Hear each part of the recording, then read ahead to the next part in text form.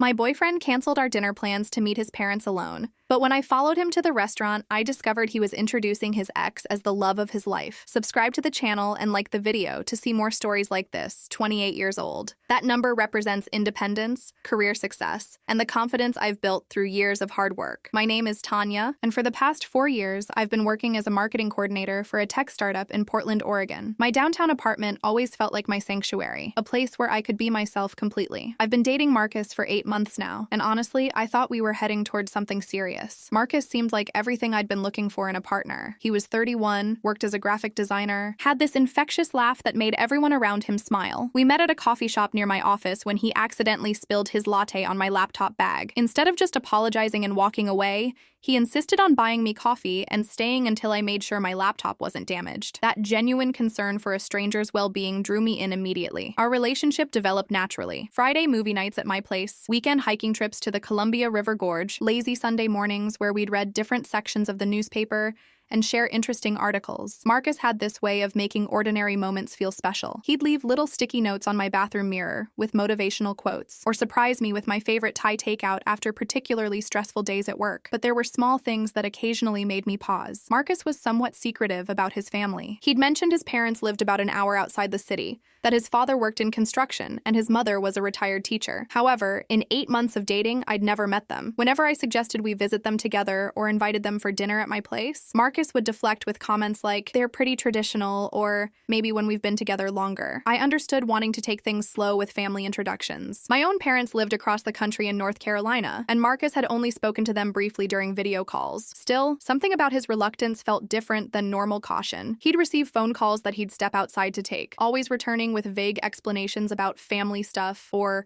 helping dad with something. Last Tuesday evening changed everything. We were sitting on my couch, sharing a pizza and planning our weekend, when Marcus's phone rang. The caller ID showed Mom, and his entire demeanor shifted. His shoulders tensed, his voice dropped to almost a whisper, and he walked into my bedroom to take the call. I could hear fragments through the closed door, words like important, finally, and ready now. When he emerged 15 minutes later, Marcus looked genuinely troubled. He sat down next to me, took my hands in his, and said in a serious tone I'd rarely heard from him before, "Tanya, I need to cancel our dinner plans for Thursday. My parents want to meet with me about something really important, and they specifically asked that I come alone. It's some kind of family matter they need to discuss privately first." I studied his face, searching for additional context. "Is everything okay? Are they having problems or is someone sick?" Marcus shook his head quickly. "No, nothing like that. It's just, you know how traditional they are. They have this way of handling family business that feels really formal sometimes. They want to talk to me about our relationship, actually, about where things are heading with us." My heart fluttered at that revelation. Were his parents finally ready to meet me? Was this the conversation where Marcus would tell them he was serious about our relationship? "That sounds positive," I said, squeezing his hands. "Are you nervous?" "A little," Marcus admitted, "but I think it's good timing. We've been together long enough that they want to understand what my intentions are." Thursday afternoon, I found myself unusually anxious about Marcus's family dinner. I'd spent extra time getting ready for work that morning, choosing my outfit carefully, even though I wasn't attending the meeting. Somehow I wanted to look my best on the day his parents would be discussing our relationship, as if my appearance from 50 miles away could somehow influence their opinion of me. Marcus texted me around lunchtime, heading to meet them at Romano's Italian restaurant at 6:30. "Wish me luck. I'll call you afterward and tell you how it went." Romano's Italian restaurant. I knew that place. It was only about 20 minutes from my apartment, in a shopping district I visited regularly. Marcus had told me his parents lived an hour outside the city, so meeting at Romano's seemed like a convenient middle ground for all of them. As the afternoon progressed, I found myself increasingly distracted at work. My mind kept wandering to what Marcus and his parents might be discussing. Were they asking about his long-term plans? Had they already started planning to meet me? I imagined Marcus telling them about my job, my interests, maybe sharing some of the photos from our hiking trips. By 5:30, I was driving home from work when an impulsive thought struck me. Romano's was practically on my route home. What if I just drove by to see Marcus's car in the parking lot? It wasn't really spying, more like a supportive girlfriend wanting to send positive thoughts his way during an important family conversation. But as I approached Romano's, a different impulse took hold. What if I went inside, not to interrupt or interfere, but just to see Marcus in this important family moment? I could sit at the bar, order a drink, maybe catch a glimpse of him with his parents from across the restaurant. It felt harmless, even sweet in a way. I parked across the street and sat in my car for several minutes, debating with myself. This was definitely crossing a line, but my curiosity was overwhelming. After 8 months together, I was about to get my first glimpse of Marcus with his family, discussing our future. How could I resist that opportunity? Finally, I grabbed a baseball cap and hoodie from my gym bag in the back seat, put them on, and walked into Romano's Italian restaurant, my heart pounding with anticipation and nervous excitement about what I was about to witness. What I discovered in that restaurant would shatter everything I thought I knew about the man I'd been falling in love with. Walking into Romano's with my hood up and baseball cap pulled low,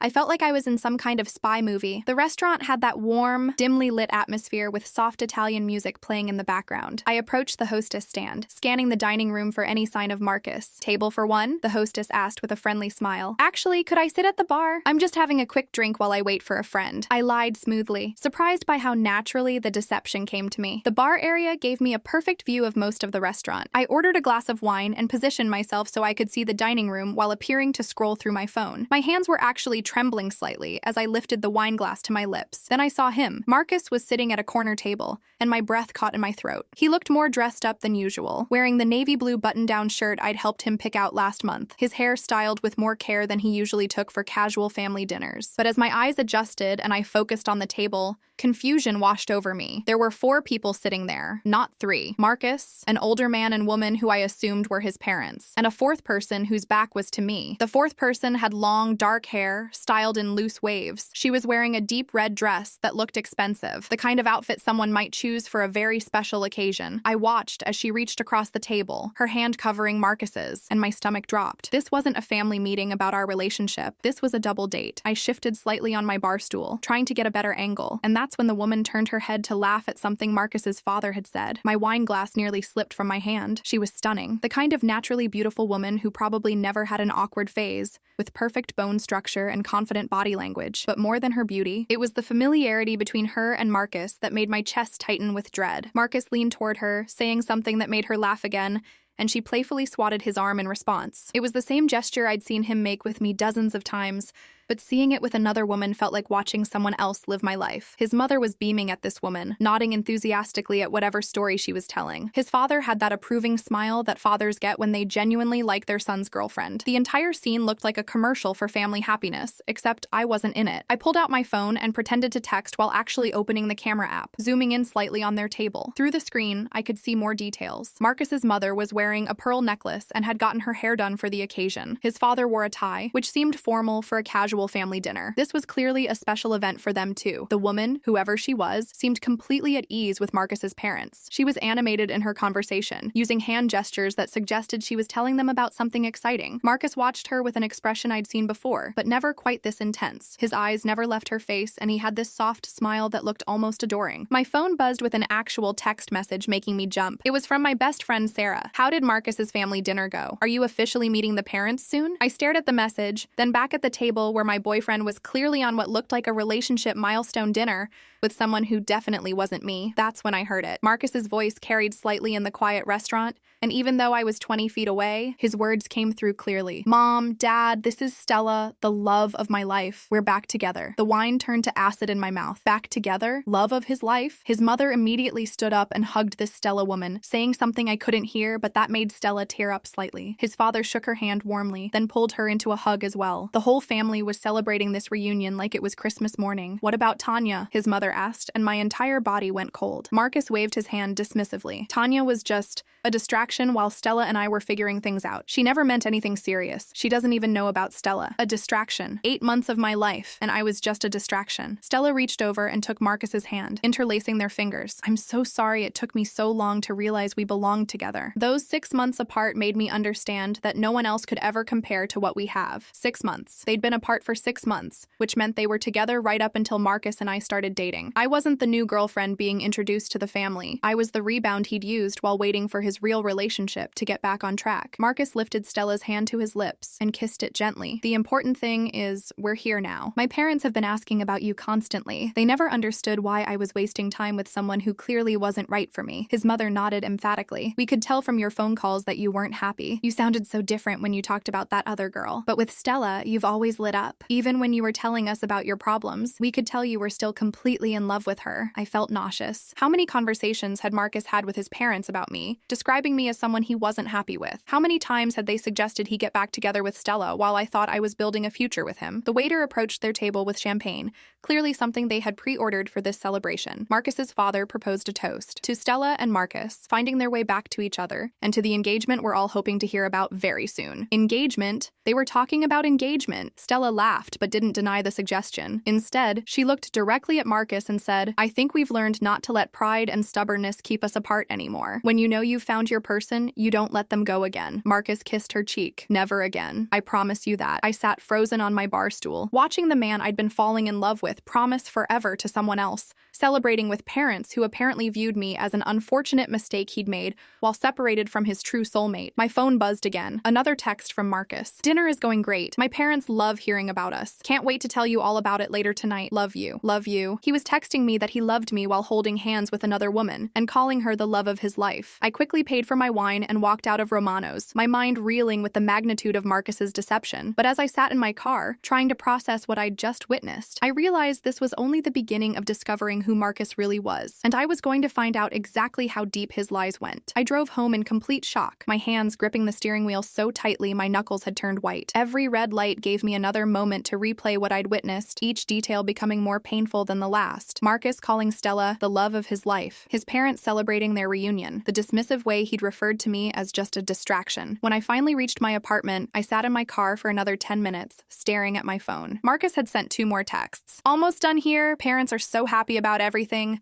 and "Can't wait to hold you tonight and tell you all about it." The casual cruelty of those messages made my stomach turn. He was planning to come to my apartment afterward, probably to spin some elaborate story about his parents approving of our relationship, all while his engagement ring was probably already being discussed with another woman. I walked into my apartment and immediately started noticing things differently. The sticky notes Marcus left on my mirror, were those the same sweet gestures he used with Stella? The spare toothbrush he kept in my bathroom? Did he have one at her place too? 8 months of memories suddenly felt contaminated by the possibility that every romantic moment had been shared with someone else. I needed answers, and I needed them before Marcus arrived with whatever lies he was planning to tell me. I opened my laptop and started with the most obvious search: Stella Marcus Portland. Nothing immediately relevant came up. I tried Marcus graphic designer Portland girlfriend and scrolled through several pages of results. Then I remembered something. Marcus had mentioned once that his ex-girlfriend from college had moved back to Portland about a year ago, but he'd been vague about the details. I pulled up Marcus's Instagram account, something I rarely looked at since we spent so much time together in person. His recent posts were mostly landscape photos and pictures of food, nothing that revealed much about his personal life. But I started scrolling backward, looking at posts from before we started dating. 7 months ago, there was a photo of a sunset with the caption, "New Beginnings." 6 months before that, a picture of 2 wine glasses at a restaurant table, with no faces visible, but clearly a date setting. The location tag said Meridian Restaurant, a place Marcus had never taken me, claiming it was overpriced. I kept scrolling. 8 months ago, there were several photos that seemed couple-related but carefully cropped to avoid showing anyone's face. A picture of 2 hiking backpacks on a trail I recognized from the Columbia River Gorge, the same trail Marcus had claimed he was taking me to for the first time just 2 months ago. Then I found it. Buried in posts from 10 months ago, before his more careful photo curation began,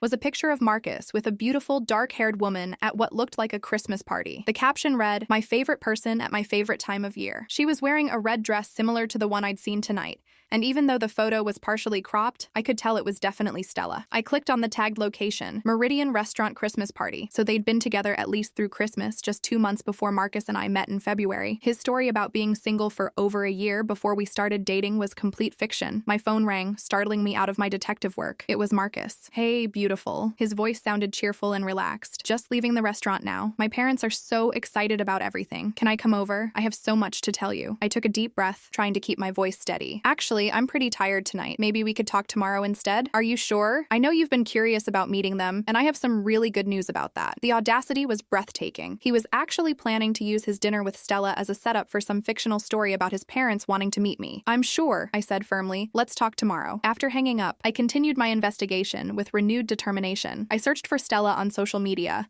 using the tagged location from Marcus's old photo as a starting point. It took some creative searching, but I finally found her Instagram account, Stella Chen. Johnson, marketing manager at a nonprofit in Portland. Her profile was public, and my heart sank as I scrolled through months of photos. There were pictures of her at events around Portland, hiking trips, coffee shops, all places Marcus had taken me, claiming they were his favorite hidden spots. But more damning were the subtle couple indicators scattered throughout her posts. 3 weeks ago, a photo of 2 plates at brunch with the caption, "Sunday Perfection." The restaurant was Café Nouveau, where Marcus had taken me for my birthday, telling me he'd discovered this amazing place. 1 month ago, a picture of tickets to a concert we'd supposedly attended together. According to Stella's post, she'd gone with someone she tagged as my person, but the tag didn't link to Marcus's account. 2 months ago, a hiking photo from Mount Hood with gear that looked identical to equipment Marcus claimed to have recently purchased for our adventures together. The timeline was becoming clear. Marcus hadn't been choosing between Stella and me. He'd been actively dating both of us simultaneously. Every special moment I thought we'd shared had been a recycled experience from his relationship with her. I found Stella's LinkedIn profile and learned more about her background. She'd graduated from the same college as Marcus, had moved to Seattle after graduation for a job, then returned to Portland 13 months ago. Marcus had told me his college girlfriend lived in Seattle and they'd lost touch years ago. Another lie. My phone buzzed with a text from Marcus. "Sleep well, beautiful. Tomorrow I'll tell you about the conversation that's going to change everything for us. I love you." I stared at that message, wondering if he'd sent something similar to Stella after leaving my apartment on previous nights. The systematic nature of his deception was staggering. This wasn't a case of someone torn between 2 people. This was calculated manipulation designed to keep both relationships active, without either woman knowing about the other. I spent the next 2 hours documenting everything I'd found, screenshots of social media posts, notes about timeline discrepancies, a list of restaurants and activities Marcus had shared between us. The evidence painted a picture of a man living a completely double life, managing 2 full relationships with an almost professional level of organization. Around midnight, I made a decision that surprised me with its clarity. I wasn't going to confront Marcus with emotional accusations or dramatic revelations. Instead, I was going to approach this strategically, gathering all the information I could before deciding how to handle the situation. I created a fake Instagram account and sent Stella a direct message. "Hi, I'm sorry to reach out like this, but I think we need to talk about Marcus.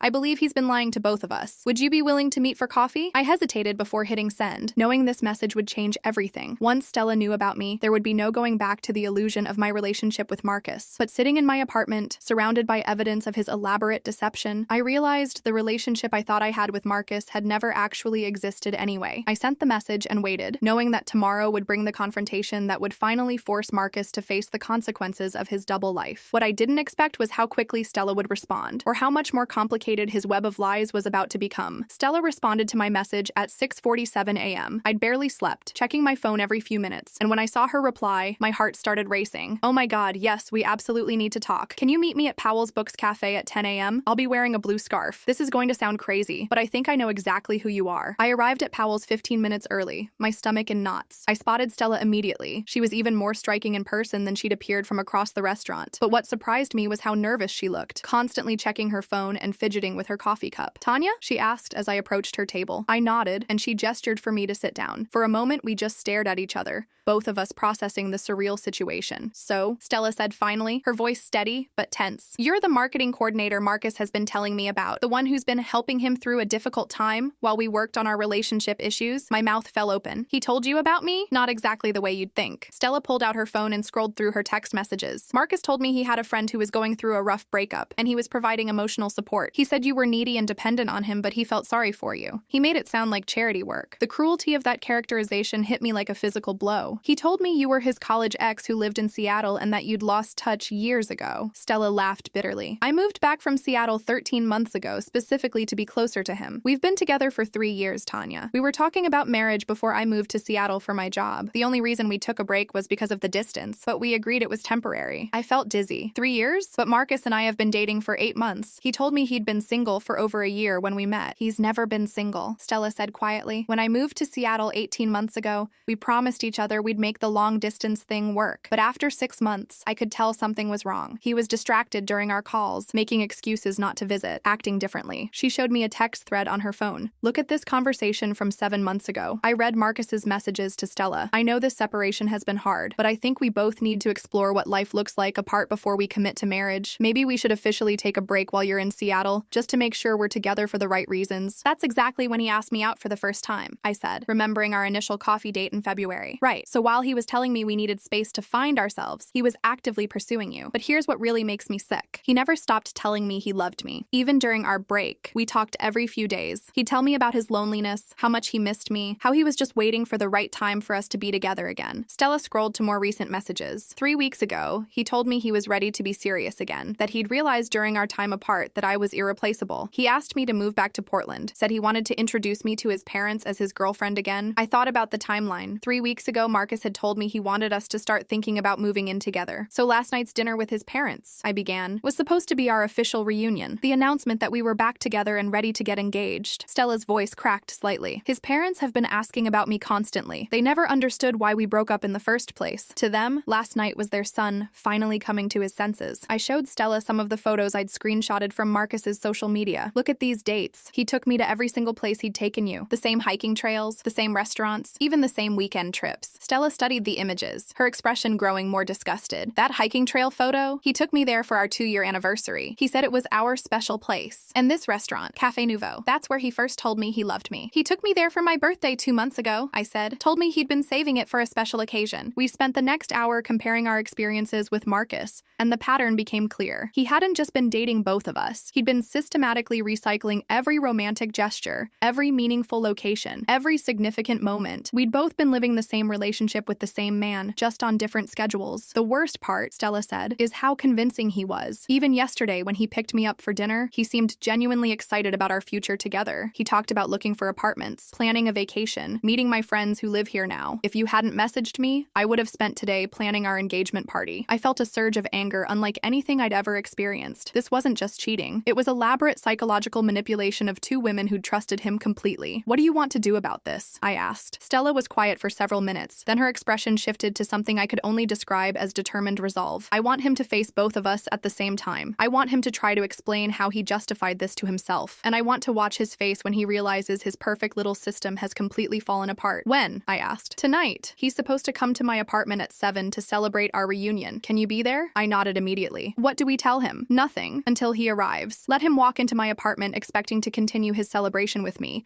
and instead find both of his girlfriends waiting for him. Stella and I exchanged numbers and spent another few minutes coordinating our plan. As I was leaving Powell's, I felt something I hadn't expected: gratitude towards Stella. She could have been angry with me, could have blamed me for unknowingly participating in Marcus's deception. Instead, she recognized that we were both victims of the same manipulative person. I spent the rest of the day in a strange state of calm anticipation. Marcus texted me several times. Can't wait to tell you about last night. And my parents are going to love you. And tonight, let's celebrate our future. Each message felt like evidence in a case I was building against him. At 6:45 p.m., I stood outside Stella's apartment building, taking deep breaths and preparing for a confrontation that would finally force Marcus to face the consequences of his elaborate double life. When Stella opened the door, she looked as nervous and determined as I felt. Ready to give Marcus the surprise of his life? She asked. I nodded, and we waited for the man who thought he was about to celebrate his engagement to one girlfriend while texting love messages to another. He had no idea that his carefully constructed world was about to completely implode. At exactly 7:00 p.m., we heard Marcus's key in Stella's front door. I was sitting on her couch, while Stella stood near the kitchen counter. We'd positioned ourselves so that Marcus would see me immediately when he walked in. Stella, I brought champagne to celebrate. Marcus's voice cut off mid-sentence as he stepped into the living room and saw me. The bottle of champagne slipped from his hand and shattered on the hardwood floor, sending glass and liquid everywhere. His face went completely white, then flushed red, then white again. For a full 10 seconds, he just stood there staring at me like he was seeing a ghost. Hi, Marcus, I said calmly. Surprise. Tanya, what are you? How did you? He looked back and forth between Stella and me, his mouth opening and closing like a fish out of water. Stella crossed her arms. She's here because we've been comparing notes about our boyfriend. You remember Tanya, right? Your friend who's been going through a rough breakup and needed emotional support? Marcus ran his hand through his hair, a gesture I'd seen him make when he was stressed, but never to this extent. Look, I can explain this. It's not what it looks like. Really? I stood up from the couch. Because it looks like you've been dating both of us for 8 months while lying to everyone involved. That's not... I mean, technically, Marcus was stammering, clearly trying to figure out which version of his story might still work. Stella, you and I were on a break. We agreed to see other people. No, Marcus, Stella said firmly. You told me we needed space to find ourselves. You never said anything about dating other people. And you certainly didn't mention that you'd already been dating someone for months when you suggested the break. Marcus looked at me desperately. Tanya, you have to understand. What Stella and I had was complicated. We have history, but what you and I have is real. It's different. Different how? I asked. Because you took us to all the same places? Because you used the same romantic gestures? Because you told both of us we were the love of your life? His face crumpled. You were at Romano's last night? I was. I watched you hold her hand and introduce her to your parents as your soulmate. I heard you call me a distraction who never meant anything serious. Stella stepped forward. You told your parents I was a distraction after 3 years together? No, that's not. I was talking about. Marcus stopped, realizing there was no way to spin this that wouldn't hurt one of us. I pulled out my phone and showed him the screenshots I'd taken. Your Instagram posts, Marcus. The same hiking trails, the same restaurants, the same anniversary locations. You've been recycling our entire relationship. Marcus sat down heavily in Stella's armchair, burying his face in his hands. I never meant for this to happen. Which part? Stella demanded. Dating both of us or getting caught? I was confused, Marcus said, his voice muffled. When Stella moved to Seattle, I was devastated. I thought our relationship was over. So when I met Tanya, it felt like a fresh start. But then Stella started talking about moving back, and I realized I wasn't over her. So you decided to keep both relationships going instead of being honest with either of us, I said. I thought I could figure it out. I thought eventually I'd know which relationship was right and I could end the other one without anyone getting hurt. Stella laughed bitterly. Without anyone getting hurt? Marcus, we're both hurt. We've both been living a lie for months. And your parents? I continued. They think I don't exist. They think Stella is your only girlfriend and that you're about to propose to her. Marcus looked up and I was shocked to see tears in his eyes. I told them about you. They know you exist. As a charity case, Stella interjected, as some pathetic girl you were helping through a breakup. Because I didn't know how to explain the situation. I couldn't tell them I was dating 2 people. They would have been disappointed in me. So instead, you let them think your girlfriend of 8 months was just some random girl you pitied? The anger in my voice surprised me. Do you have any idea how humiliating it was to sit 20 feet away from you while you introduced another woman as the love of your life? Marcus stood up abruptly. I never wanted you to find out like this. I was going to tell you both the truth after I figured out what I wanted. When? Stella demanded. After we got engaged? After Tanya and you moved in together? When exactly were you planning to stop living this double life? I don't know, Marcus admitted, his voice barely above a whisper. I was terrified of losing either of you. Well, congratulations, I said. You've managed to lose both of us. Marcus looked at me with panic in his eyes. Tanya, please. What we have is real. I know this looks bad, but I do love you. I love both of you, and I couldn't choose. Love isn't supposed to involve systematic deception, Stella said. Love doesn't mean recycling romantic gestures between 2 different women. Love doesn't mean lying to your parents about one girlfriend's existence. I watched Marcus realize that nothing he could say would fix the situation. The elaborate structure he'd built around his double life had completely collapsed, and both of his relationships were ending simultaneously. What do you want me to do? He asked desperately. We want you to leave, I said simply. Leave Stella's apartment and don't contact either of us again. But Tanya, your spare key, your apartment. I'll pack up your things and leave them with your neighbor, I said. This relationship is over, Marcus. Both relationships are over. Marcus looked at Stella. And us? 3 years, Stella. Everything we planned was based on lies, she said. You told me you spent our time apart missing me and realizing I was irreplaceable. But you spent that time building a whole other relationship. You weren't pining for me, Marcus. You were living with someone else. Marcus gathered his jacket and keys with shaking hands. At the door, he turned back one more time. I really did love both of you. I know you don't believe me, but I did. Maybe you did, I said. But love without honesty isn't really love at all. After Marcus left, Stella and I sat in her living room, surrounded by the glass from the champagne bottle he'd brought to celebrate his fake engagement. How are you feeling? I asked her. Relieved, she said, surprising me. I've been feeling like something was off for months, but I kept telling myself I was being paranoid. Now I know I wasn't crazy. I nodded. I kept making excuses for his secretiveness about his family. I convinced myself he was just private. We both deserved better than this, Stella said firmly. As I drove home that night, I felt something I hadn't expected after such a devastating revelation. Freedom. For the first time in months, I wasn't wondering what Marcus was hiding or making excuses for his behavior. The man I'd thought I was falling in love with had never actually existed. And finally accepting that truth was the first step toward rebuilding my life without his lies. But what happened next would prove that ending a relationship built on deception can have consequences you never see coming. The unexpected consequences I mentioned began just 2 days after confronting Marcus. I was at work when my phone started buzzing with notifications from social media platforms I rarely used. Marcus had posted a lengthy explanation on Facebook, Instagram,